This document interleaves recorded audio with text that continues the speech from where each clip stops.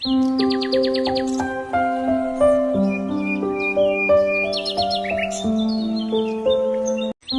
ഇന്നത്തെ പ്ലാന്റ്സ് ഒക്കെ ഒന്ന് കണ്ടാലോ. അപ്പോൾ ആദ്യത്തെ പ്ലാന്റ്സ് ഇതാണ് കേട്ടോ, നല്ല ഭംഗിയില്ലേ കാണാൻ. അടുത്ത പ്ലാന്റ്സ് ഇതാണ് കേട്ടോ.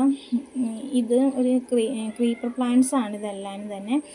അപ്പോൾ ഇതിൻ്റെ ഒരു ഗ്രീനും യെല്ലോയും ഒക്കെ കൂടി കളറിനുള്ളൊരു ലീഫാണ് കേട്ടോ അതിൻ്റെ.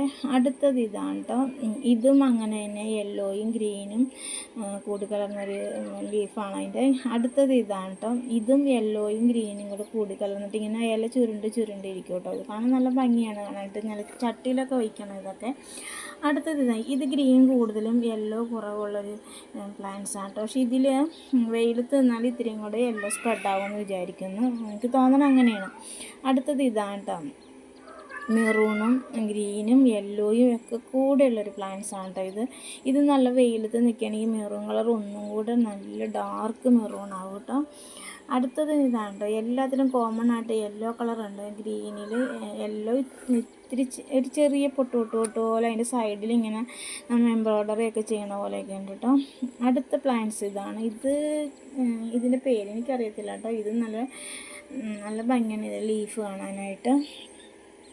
ഇത് നല്ല പച്ച കളറും മെറൂണും കൂടെ കൂടി കളർന്ന ഒരു ലീഫാണ് അതിൻ്റെ.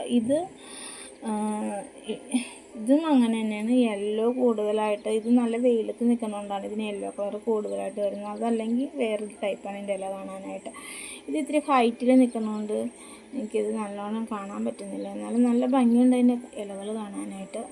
അടുത്ത പ്ലാന്റ്സ് ഇതാണ്. ഇതിൻ്റെ തന്നെയാണ് ഞാൻ ആദ്യം കാണിച്ചത്, പച്ചയും യെല്ലോ മാത്രം. ഇത് പക്ഷേ മെറൂണും യെല്ലോയും പച്ചയൊക്കെ കൂടെ കളർന്നൊരു ഇലയാണ് അതിൻ്റെ.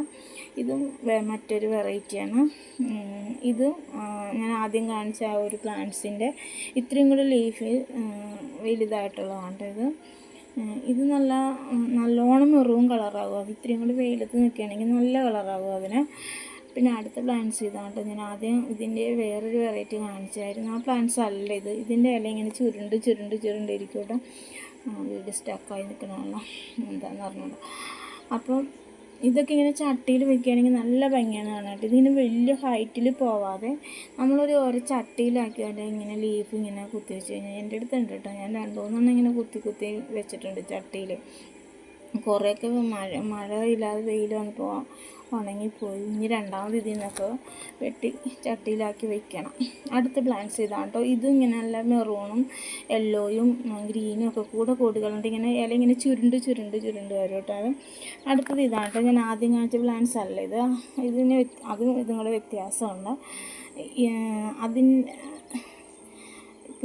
പിന്നത്തെ പ്ലാന്റ്സ് ഇതാണ് കേട്ടോ. ഇത് ഞാൻ കാണിച്ച മെറൂൺ കളറിൻ്റെ പോലെ തന്നെ ഇതെല്ലാം ഫുൾ ഗ്രീൻ കളറാണ് കേട്ടോ. അപ്പോൾ നിങ്ങൾക്ക് ഈ വീഡിയോ ഇഷ്ടമാണെന്ന് വിചാരിക്കുന്നു. ഇഷ്ടമായാലും ഒന്ന് സബ്സ്ക്രൈബ് ചെയ്യാൻ മറന്നു പോകരുത്.